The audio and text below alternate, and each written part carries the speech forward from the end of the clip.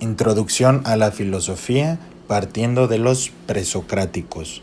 La filosofía ha surgido para buscar respuestas inquietantes acerca de la verdad, el ser, la existencia auténtica, el absoluto, la trascendencia del espíritu, el bien y el mal, la tendencia a investigar, a conocer el sentido último de las cosas a través del tiempo, ofrecer varias soluciones a una misma pregunta.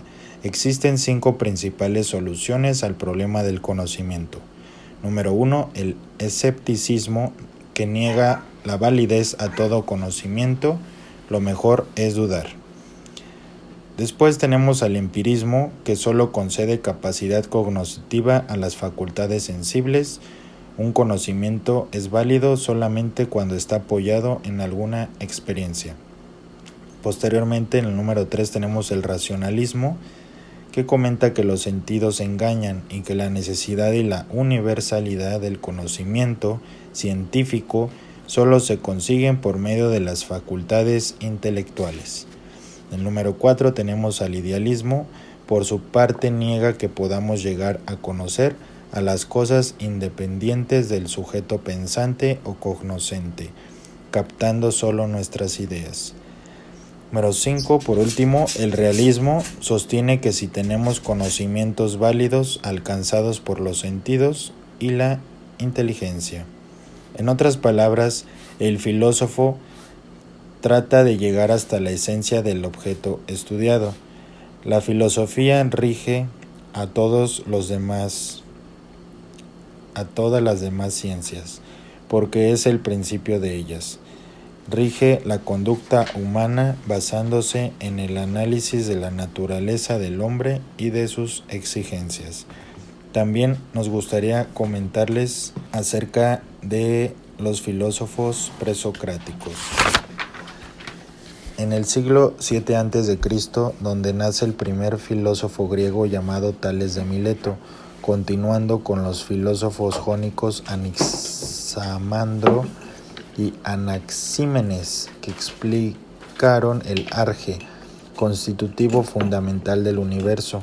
Sobresalen las teorías de matemáticas de Pitágoras, Heráclito con el devenir y Parménides, su opositor, que hablaba del ser e iniciador de la metafísica.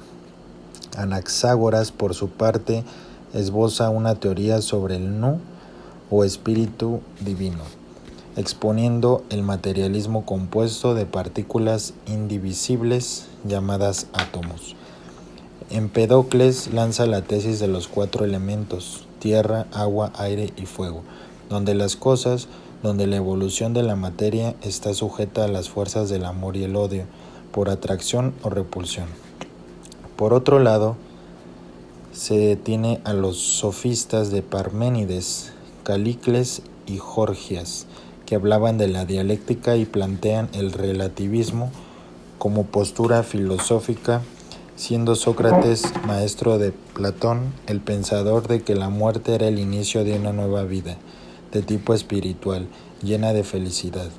Hablaba del método mayéutica, que significa parto espiritual, comparándose con su madre en el sentido de que no enseñaba, sino hacía que sus discípulos reflexionaran por sí mismos con la ayuda del maestro. Comenzaba afirmando: solo sé que no sé nada, para luego burlarse del interlocutor por su método de hacer preguntas que lo conducían por el camino de la verdad. Se le conoce como el fundador de la ética, con la exclamación de «conócete a ti mismo», para llamar la atención sobre la importancia del conocimiento personal en contraposición al conocimiento del mundo externo. Fue condenado a muerte más tarde, acusado de corromper a la juventud y de no creer en los dioses de la ciudad.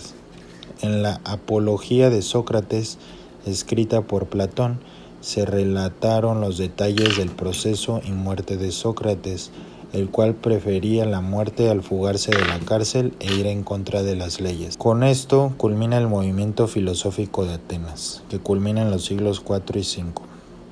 Sócrates, Platón y Aristóteles formaron el triunvirato de la filosofía griega.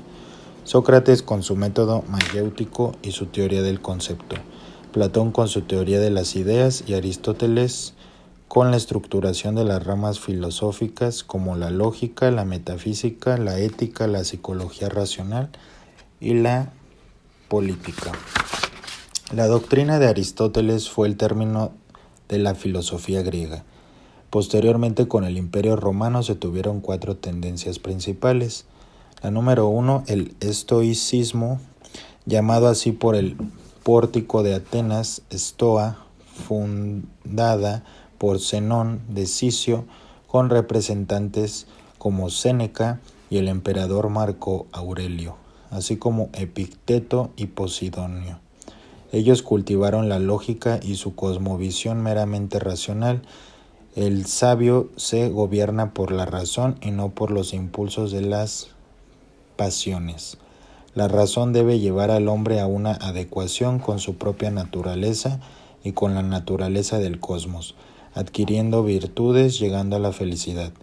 El estoico tiene que renunciar a los placeres y soportar los dolores y penalidades propias, surgiendo la expresión soporto la pena en actitud estoica, con la frase famosa de Séneca: si accedes de grado, el destino te llevará, si no, te arrastrará a la fuerza. El hedonismo se da a partir de una cosmovisión materialista con raíces en Demócrito, proponiendo el placer, hedone, como valor supremo. La regla de conducta práctica es procurar el máximo de placer, con el mínimo de dolor. Los principales representantes de esta doctrina son Epicuro en Grecia, 341 al 270 a.C., y Lucrecio en Roma. Ellos insistieron en el tema de la ética. La virtud no es sino un medio subordinado al placer. Posteriormente, en el número 3 tenemos al escepticismo, después de una época de madurez filosófica, que suele venir cuando, después de Aristóteles, al esplendor escolástico, con el nombre de nominalismo. Consiste en la duda acerca de todo. El escéptico prefiere abstenerse de juzgar, oscila entre la afirmación y la negación. Se distinguen los filósofos Pirrón, Enesidemo, Carneades y Sexto Empírico. Los escépticos rechazan que podamos alcanzar la verdad, bajo el argumento del dialelo, que para aceptar algo habría que demostrarlo previamente. En el número 4 tenemos al eclecticismo. Puede tomarse en 2 sentidos, uno aceptable y el otro inaceptable. El sentido aceptable del eclecticismo consiste en conservar una postura abierta a todas las influencias, evitando una actitud cerrada ante otras posturas. Un ecléctico puede poseer un cúmulo de teorías muy ricas, pero sin organización ni coherencia interna, con carencia de unidad y creatividad. En esta tendencia podemos encontrar a Marco Tulio Cicerón, que comentó: sería más filósofo si hubiera leído menos y meditado más. Y finalmente tenemos a Plotino, 203 al 270 después de Jesucristo. El autor neoplatónico escribió las Eneadas, una obra dividida en 6 tratados de 9 libros cada uno. El principio de todo es lo uno, especie de Dios del que emanan todas las cosas, pero completamente trascendente al mundo y al hombre. De él no se puede afirmar nada, es incognoscible e inexpresable. Por emanación de lo uno surgen 3 tipos de entes, en sucesivas cascadas de valor inferior, tales como la inteligencia o no, el alma y la materia.